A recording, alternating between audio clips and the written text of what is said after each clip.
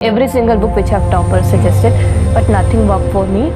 I was like कि नहीं होगा छोड़ देते हैं, नहीं हो रहा है तो क्या फ़ायदा इनको दोबारा पढ़ने से। I would like to thank Study IQ. I got connected to Study IQ.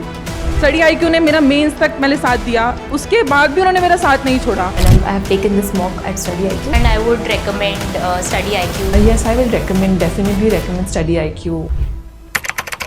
नमस्कार दोस्तों बस कुछ ही देर पहले खबर आई है कि ईरान का जो वेस्टर्न वाला हिस्सा है वो पूरी तरह से जल रहा है लिटरली। इसका कारण ये है कि अगर आप ये मैप देखोगे ईरान का, तो ईरान ने अपनी जो पूरी ताकत है एयर डिफेंस सिस्टम की उसको वेस्टर्न साइड में लगा रखे थे, क्योंकि ईस्टर्न साइड से ऐसा कोई इसको बड़ा खतरा नहीं है। तो यहाँ पर जाहिर सी बात है इजराइल कभी भी अटैक कर सकता था ईरान के ऊपर, तो उन्होंने अपना जो पूरा एयर डिफेंस सिस्टम यहाँ पर इंस्टॉल कर रखा था उसको इजराइल ने पूरी तरह से ध्वस्त कर दिया। आप देख सकते हो ये खबर, Israel completes wide spread operation against air defences in western Iran. तो इसको थोड़ा सा डिटेल में समझने की जरूरत है, क्योंकि ध्यान रखिएगा इजराइल का यह कहना है कि it is just the beginning, मतलब कि यह अभी शुरुआत है और यहां पर इजराइल का एक बहुत बड़ा प्लान है ताकि ईरान का जो पूरा न्यूक्लियर साइट्स है उसको खत्म करे, क्योंकि यह लंबा चलने वाला वॉर है। आप ध्यान से समझने की जरूरत है, क्योंकि ईरान भी अब रिटालिएट करेगा, इजराइल यहां पर अपना पूरा ऑपरेशन कंडक्ट करेगा। देखते हैं इसको लेकर क्या होता है, लेकिन इसको डिटेल में समझेंगे। चलिए आगे बढ़ते हैं।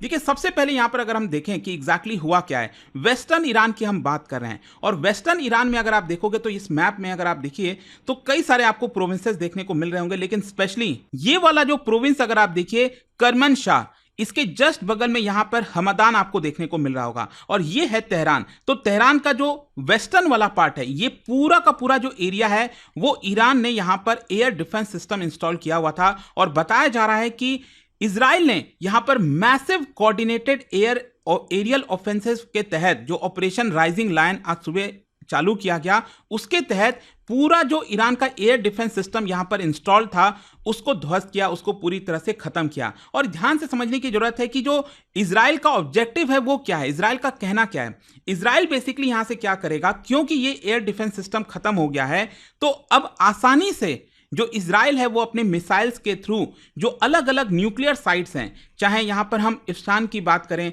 या फिर अगर हम नतांज की बात करें, तेहरान की बात करें, तो अब यहां पर इजराइल अपने मिसाइल्स के थ्रू काफी डीप स्ट्राइक कर सकता है ईरान के अंदर। और ये कहीं ना कहीं एक बड़ा प्लान है इजराइल का कि पहले तो उनको एयर डिफेंस सिस्टम को खत्म करना था और अब यहां पर वो बड़ा स्ट्राइक करने वाले हैं ईरान पर। और इसके अलावा यहां पर जो ईरान की अर्ली वार्निंग और इंटरसेप्शन कैपेबिलिटीज है उसको भी ये खत्म करना चाहते थे। And they wanted to prepare for future operations on nuclear enrichment facilities, missile bases and command centre. तो आई होप आप समझ पा रहे होंगे कि ये जो एयर डिफेंस सिस्टम है वो कितना मायने रखते हैं। फॉर एग्जाम्पल अभी ऑपरेशन सिंदूर के दौरान आपने देखा होगा भारत ने पाकिस्तान का जो लाहौर है वहां पर जो एयर डिफेंस सिस्टम था उसको खत्म कर दिया।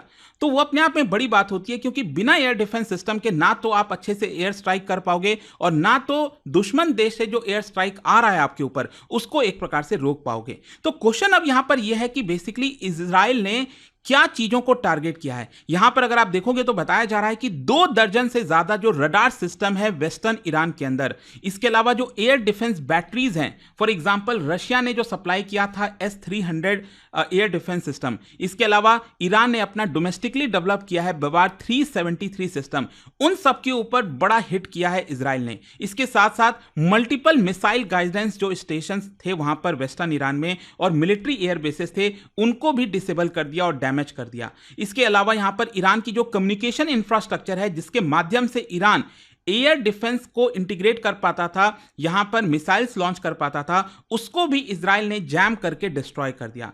तो ये जो अटैक है, ध्यान से अब देखो क्या है ना कि ये जो अटैक है वो कोई इतना आसान छोटा मोटा अटैक नहीं था। इसके लिए आपको बहुत बड़े पावर की जरूरत थी, बहुत बड़े सपोर्ट की जरूरत थी। और आप देखिए इजराइल ने अपने करीब 200 इजरायली फाइटर जेट्स उसको यहां पर डिप्लॉय कर दिया और लॉन्ग रेंज मिसाइल्स, इसके अलावा इलेक्ट्रॉनिक वॉरफेयर सिस्टम की मदद से इजराइल ने ईरान के कई सारे जो बेसेस हैं उसको डैम करने की कोशिश की और फिर यहां पर फाइटर जेट्स के माध्यम से 200 फाइटर जेट्स और लॉन्ग रेंज मिसाइल्स के माध्यम से ईरान का पूरा वेस्टर्न पार्ट तबाह कर दिया एक तरह से। तो इसीलिए मैं कह रहा हूं कि it is burning right now, जो ईरान का वेस्टर्न वाला पार्ट है। अच्छा, इसको देखते हुए ईरान ने क्या रेस्पॉन्स दिया? देखो, अभी कोई बहुत बड़ा रेस्पॉन्स नहीं कर पाया है। कुछ खबरें आई थी कि सुबह में यहां पर ईरान ने भी करीब 100 के आसपास जो ड्रोन है वो यहां पर लॉन्च किए। और ड्रोन कौन कौन से? जैसे ईरान का जो शाहीद 136 सुसाइड ड्रोन हो गया, अबाबिल 5 रिकॉनेसेंस एंड स्ट्राइक ड्रोन हो गया, वो यहां पर इजराइल के ऊपर इन्होंने लॉन्च किया है। और कहां कहां पर किया है? जैसे आपने देखा होगा इजराइल का नदर्न पार्ट में यहां पर हाइफा है, ठीक है, जो शहर है। इसके अलावा तेल अवीव हो गया यहाँ पर। और साथ ही साथ जो नेगेव डिजर्ट है, ये जो नेगेव डिजर्ट अगर आप देखोगे तो कई सारे इजरायली बेसेस आपको देखने को मिलते हैं, ये नीचे वाला पार्ट।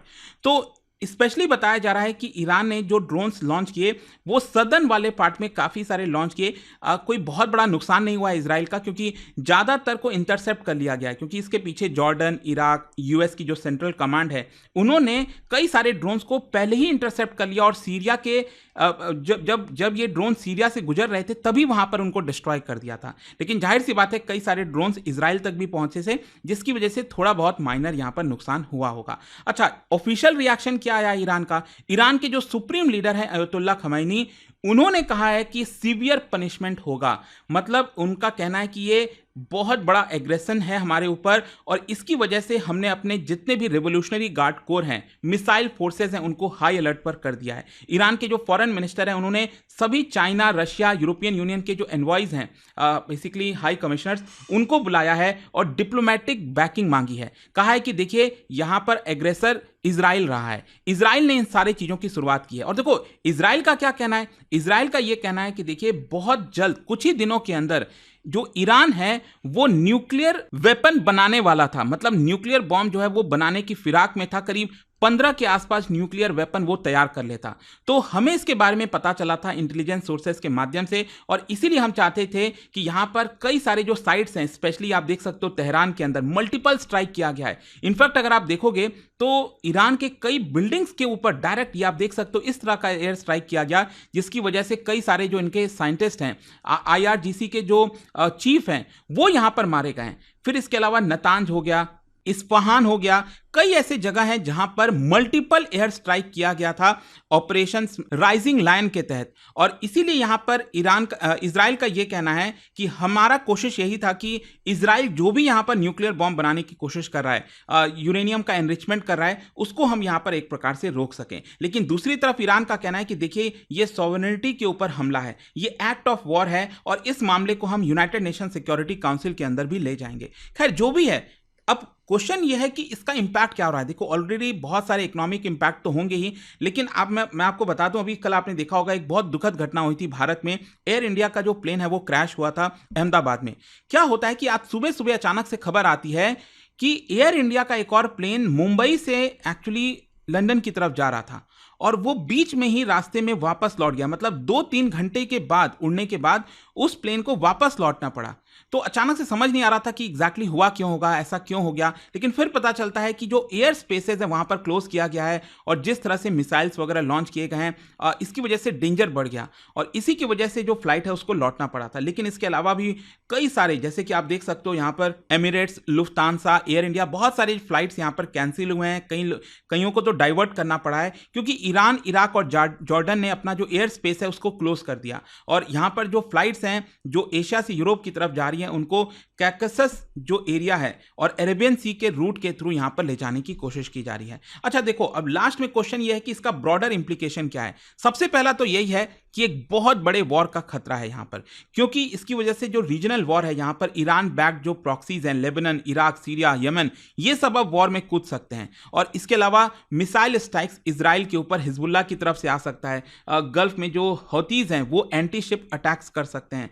फिर इसके अलावा यहां पर एक और इंप्लीकेशन ये भी है कि जो ईरान न्यूक्लियर डील को लेकर बातचीत हो रही थी, डोनाल्ड ट्रंप ने कुछ लेटर भी लिखा था ईरान को और समझाया था कि देखिए ये चीज़ें हम आपको ऑफर कर रहे हैं और कहीं ना कहीं एक डील हो जाए। लेकिन अब जिस तरह की सिचुएशन हो गई है, ऐसा लगता नहीं कि किसी भी प्रकार की डील हो पाएगी। और साथ ही साथ IAEA, international atomic energy agency, जिस तरह से थोड़ी निगरानी लगाए हुए थे ईरान के अंदर, ताकि न्यूक्लियर अपग्रेड का जो वेपन्स हैं वो ईरान ना बना पाए तो उसको भी कहीं ना कहीं कॉपरेशन अबेंडन कर दिया जाएगा। और इसके अलावा आपको यह भी समझना है कि इजराइल ने यहां पर अपनी एबिलिटी दिखाई है कि वो ईरान के अंदर डीप में स्ट्राइक कर सकता है। और इसके अलावा electronic warfare, drones, air power signals, ये एक नया phase of modern middle eastern warfare आपको देखने को मिलेगा। तो देखते हैं यहां से चीजें किधर करवट लेती हैं, यहां पर किस तरह का रिस्पॉन्स आता है ईरान का, फिर इजराइल क्या करता है। काफी कुछ देखना होगा, अभी तो ये शुरुआत हो रही है दोस्तों। और जाने से पहले आप सबके लिए एक इंटरेस्टिंग क्वेश्चन, क्या आप बता सकते हो इनमें से कौन से कंट्रीज ओपेक और ओपेक प्लस दोनों के ही मेंबर्स हैं? और इसका जो राइट आंसर है आप सब जानते हैं, मेरे इंस्टाग्राम पर तो मिलेगा ही, वहां पर अगर आप नहीं हो कोई बात नहीं, टेलीग्राम से ले सकते हैं इसका सही उत्तर। और जैसा मैंने आपको बताया, अगर आप यूपीएससी की तैयारी कर रहे हैं, हमारा जो ग्रेट लर्निंग फेस्टिवल है 15 जून तक ये ऑफर है आपके लिए। एक्स्ट्रा डिस्काउंट हमारे सभी प्रतिज्ञा बैच पर मिल रहा है। You just have to use this code Ankit live to get maximum discount. दोस्तों, स्टडी आईक्यू का ग्रेट लर्निंग फेस्टिवल अब लाइव है और इसके साथ ही स्टार्ट हुआ है P2I फाउंडेशन 2026 प्रतिज्ञा बैच। यह सिर्फ एक कोर्स नहीं, एक कंप्लीट जर्नी है जो आपको 0 से IAS तक की पूरी तैयारी के साथ ले जाएगा। 1000+ आवर्स की live classes by India's top faculties, हर स्टूडेंट के लिए 1-on-1 personal mentorship, hand written notes for smart और effective revision, PRP and MRP, residential programme for prelims plus mains. और सुनो, इस बैच के साथ आपको मिलेंगे प्रीलिम्स क्लियर करो पूरा फीस रिफंड पाओ, मंथली टॉपर्स को 11,000 रुपीज तक कैश रिवॉर्ड। सेल अभी चल रहा है लेकिन सिर्फ कुछ ही दिन के लिए और सीट्स लिमिटेड हैं, तो वेट बिल्कुल मत करना। अभी स्टडी आईक्यू ऐप या वेबसाइट पर जाओ, सर्च करो P2I फाउंडेशन 2026 प्रतिज्ञा बैच, क्लिक करो बाय नाउ और यूज करो code Ankit live ANKITLIVE for the lowest price. Batch start हो चुका है, एडमिशन क्लोजिंग 15 को है। यह सिर्फ एक बैच नहीं, यह है IAS बनने की प्रतिज्ञा। Let's begin your UPSC journey together. Every single book which have toppers suggested, but nothing worked for me. I was like कि नहीं होगा छोड़ देते हैं, नहीं हो रहा है तो क्या फ़ायदा इनको दोबारा पढ़ने से। I would like to thank Study IQ. I got connected to Study IQ. Study IQ ने मेरा मेंस तक मैंने साथ दिया, उसके बाद भी उन्होंने मेरा साथ नहीं छोड़ा। And I have taken this mock at Study IQ and I would recommend Study IQ. Yes, I will recommend, definitely recommend Study IQ.